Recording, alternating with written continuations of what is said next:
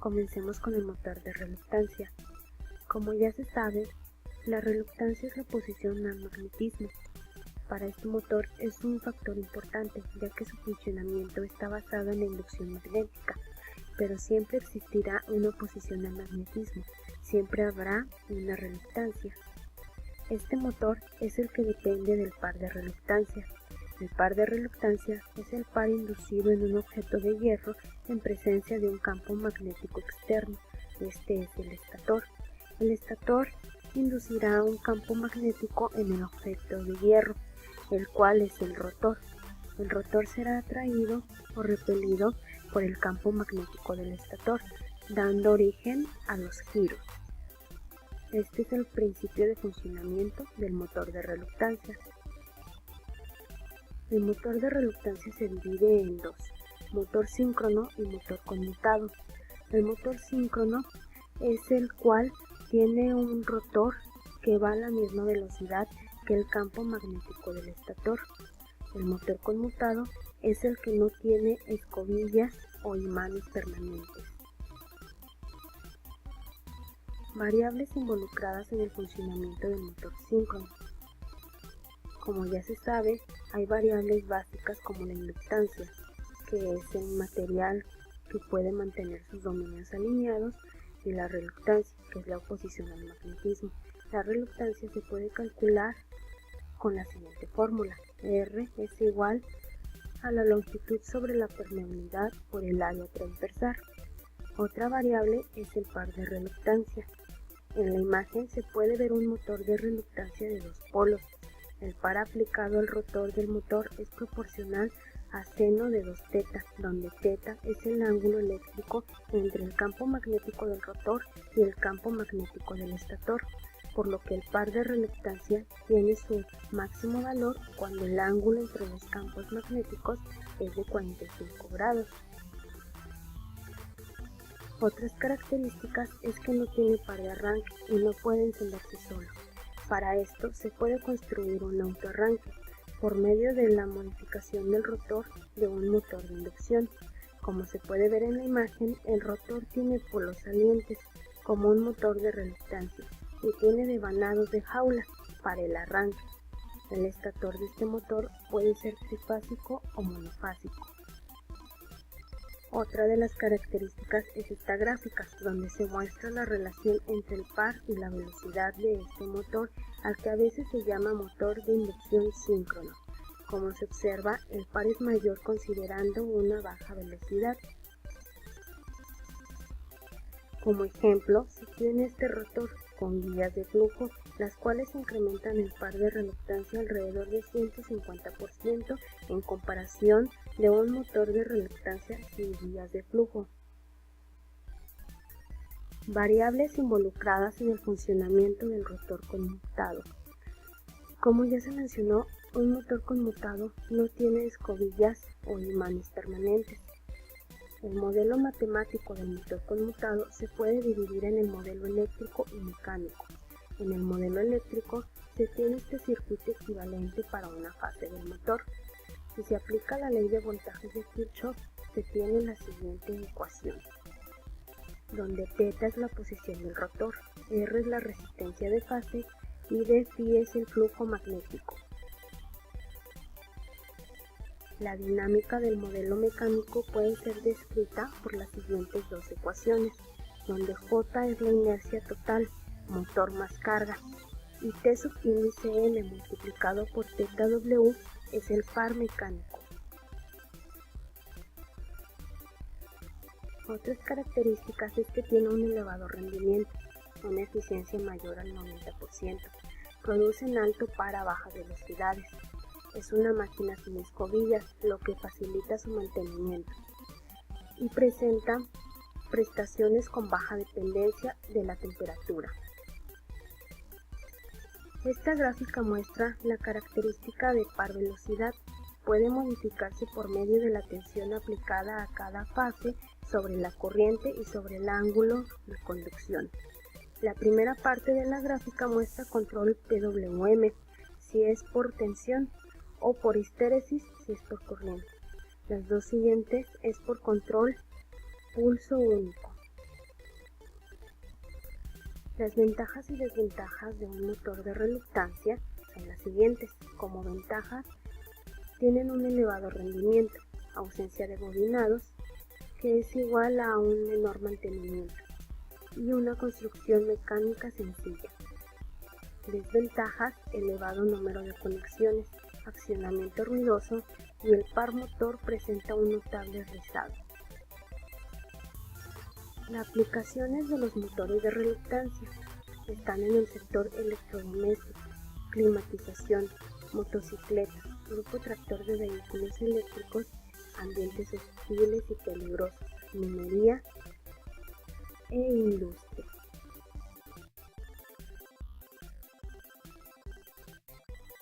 Ahora veremos el funcionamiento de un motor de estéresis.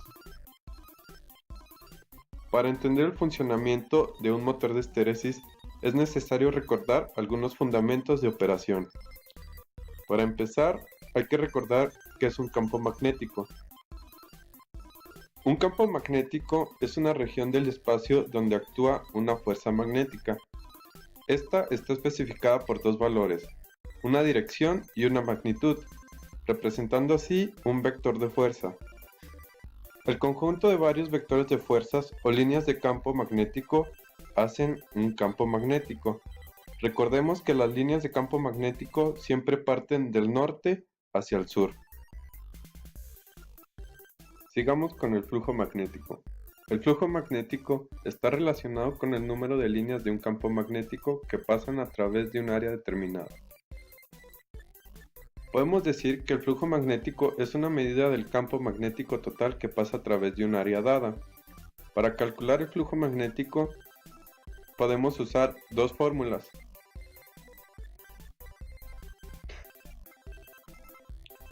En la cual la primera nos indica que el flujo magnético es igual a la permeabilidad del material por el número de vueltas del devanado por la corriente que pasa a través de él por el área sobre la longitud media del conductor.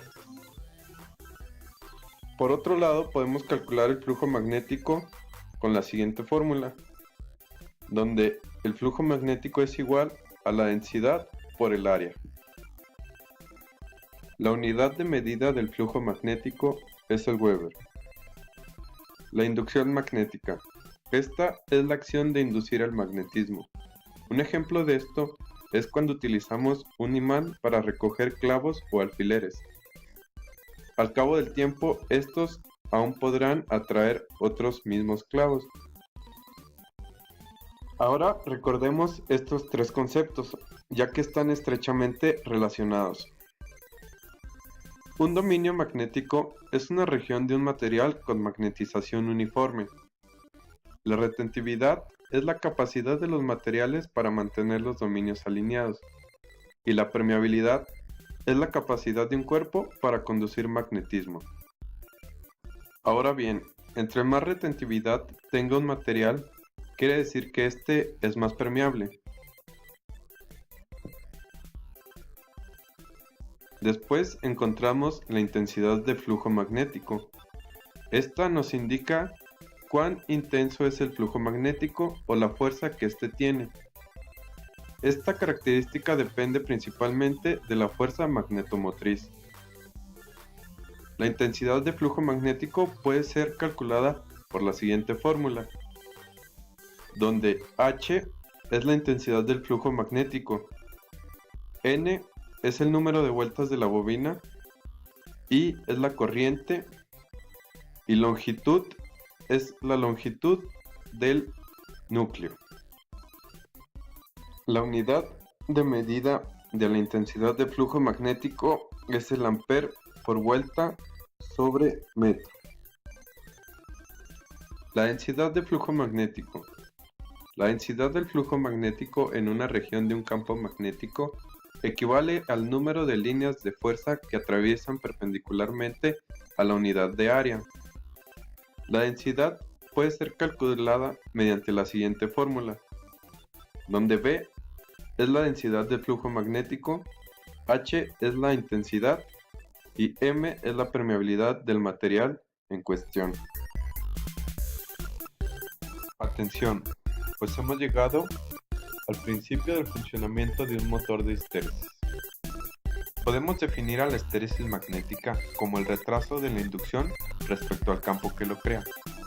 Para comprender esto, analicemos la siguiente imagen. Podemos ver que cuando la corriente que circula por la bobina,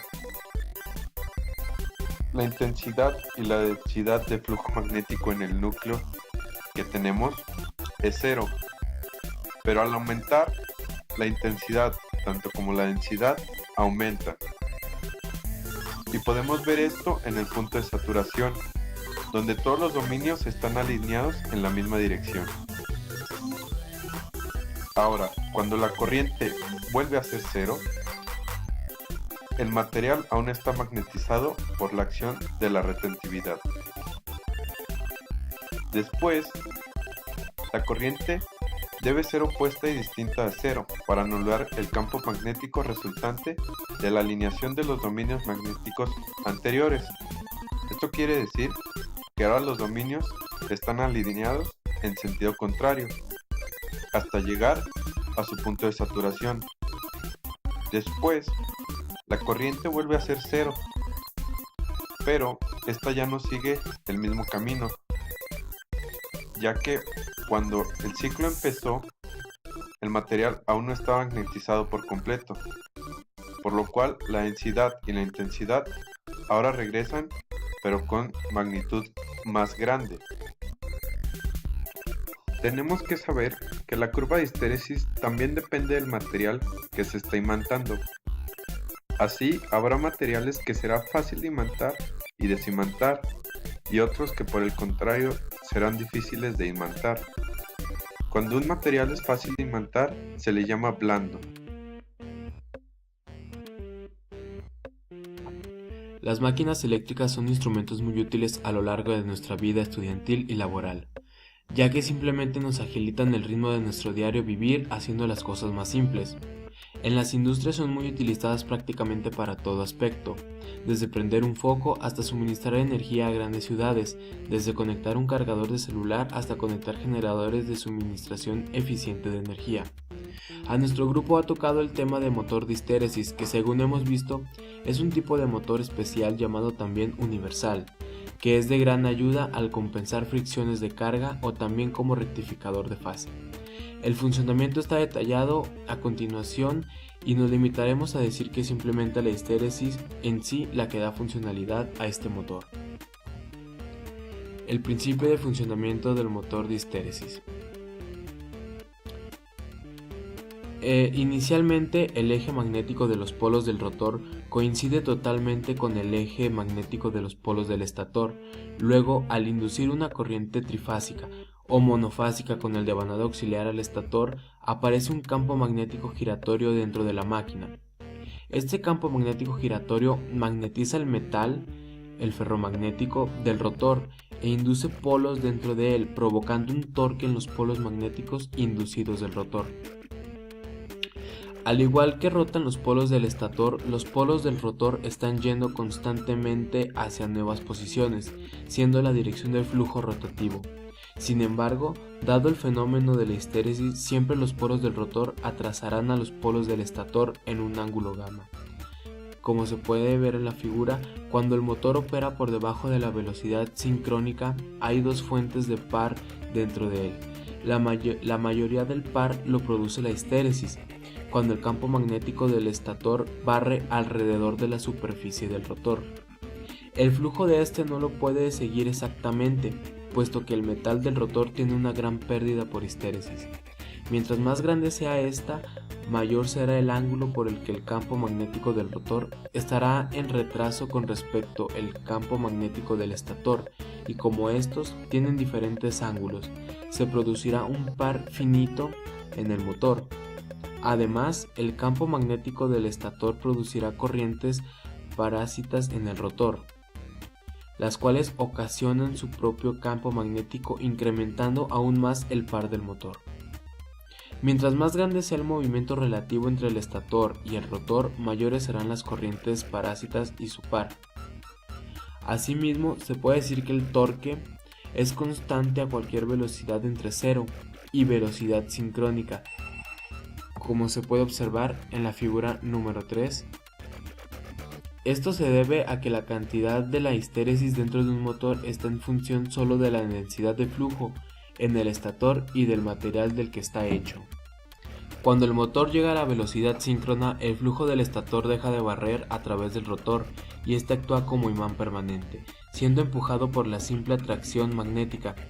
En ese momento las pérdidas son nulas y el T es también nulo, de tal forma que a velocidad síncrona el motor funciona como un motor sincrónico de imanes permanentes, desarrollando únicamente el par magnético.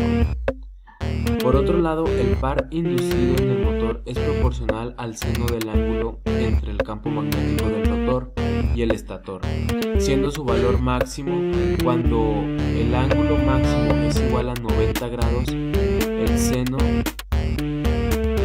Sin embargo, cuando el ángulo máximo es mayor a 90 grados, el rotor se sale de sincronismo. El T máximo es igual a 0 y el motor desarrolla solo el torque, que no es suficiente para llevar el par de la carga que causó la pérdida del sincronismo.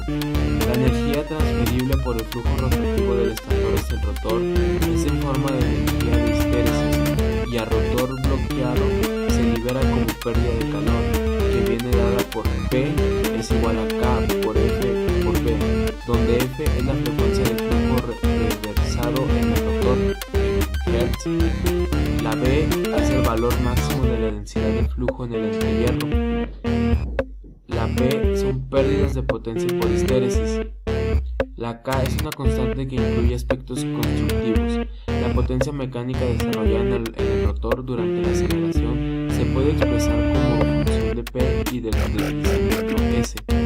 Así pues, tenemos que la potencia mecánica es igual a pH por 1 menos S sobre S.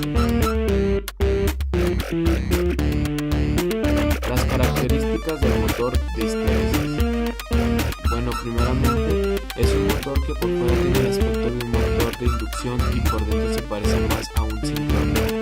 El estator del motor puede ser monofásico o trifásico, pero si es monofásico se debe de usar un condensador permanente con un rebanado auxiliar para suministrar un campo tan uniforme como sea posible, puesto que esto reduce la gran pérdida del motor en cada escala.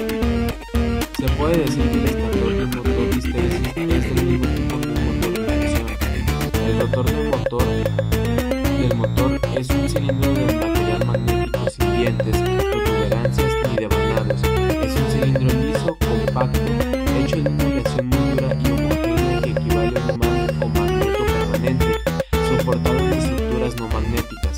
Además produce ruido y vibraciones que se pueden considerar prácticamente nulos. Puesto que no hay caras o polos salientes, la trayectoria magnética es de permeabilidad constante, eliminando así las pulsaciones magnéticas que son la causa principal del ruido en el tipo de motores de polos salientes.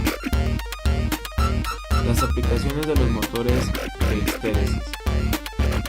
Se puede construir un motor de histéresis muy pequeño con estator de polos sombreados para crear un motor síncrono de baja potencia y de autoarranque. En la figura se muestra un motor de este tipo. Por lo general se utiliza como el mecanismo accionador de los relojes eléctricos. Por lo tanto, un motor eléctrico está sincronizado con la frecuencia de línea del sistema de potencia y el reloj resultante es un exacto o inexacto, como la frecuencia del sistema de potencia al que está unido. Un uso muy importante de este tipo de motor se refiere a la rotación de rotores de giroscopios en sistemas de navegación y control industrial.